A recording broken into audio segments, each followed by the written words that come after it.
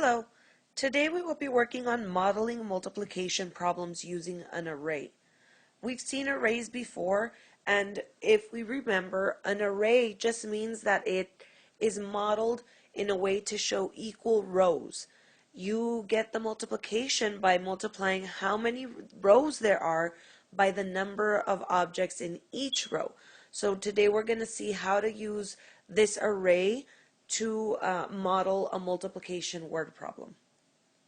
So for today's notes, you don't need to divide your paper into any sections. The first thing you need to do is glue in the problem that we're going to be working with today. This should be up at the top. This is what we're going to use to model, and we're going to use the whole page for this one problem. Okay, so now I need to read the problem like we always do, starting with the question. Although if we look here, there is no question mark, but the last sentence does tell us what we need to do. So we'll begin there.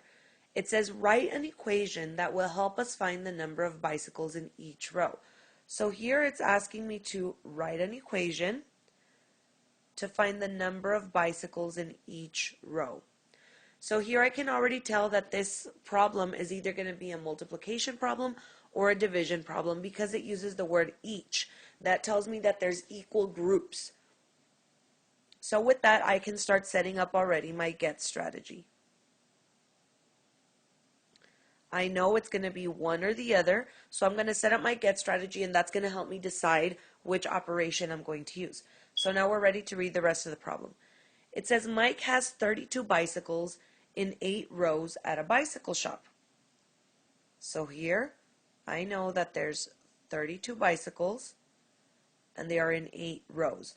Already I can see how an array would be useful here. If the problem is telling me that they're arranged in rows, that's an array in itself already. It says there are the same number of bicycles in each row. Again, that means that there are equal rows, they're equal groups. So now let's look at how I can use this to fill in my get strategy. I know that there's a total of 32 bicycles, so that's going to go down here on the T. 32 bicycles. I know they're in 8 rows, and I'm trying to find how many there are in each row. So my groups are my rows. My 8 rows, and it's asking me how many are in each row. This is my question. I'm trying to find how many in each. If I remember from what I've learned about my get strategy, when it gives me the total and it asks me how many there are in each, that tells me that I'm going to be using division. But since I know that multiplication is the inverse operation for division, that is one way that this can also be a multiplication problem when I use the inverse operation to help me find the quotient. So now I'm going to actually draw these. I'm going to draw my 8 rows. 1, 2, 3, 4, 5, 6, 7, 8. And I'm going to put the bicycles in each of those rows until I get to the 32. So here's 1, 2, 3, 4, 5, 6, 7, 8.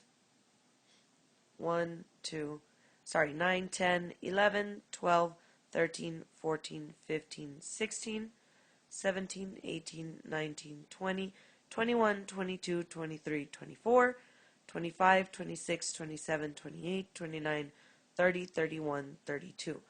So I finished putting them in the rows. I have 8 rows and 4 in each row. That tells me I can use the multiplication 8 times 4, and that gives me the 32 total.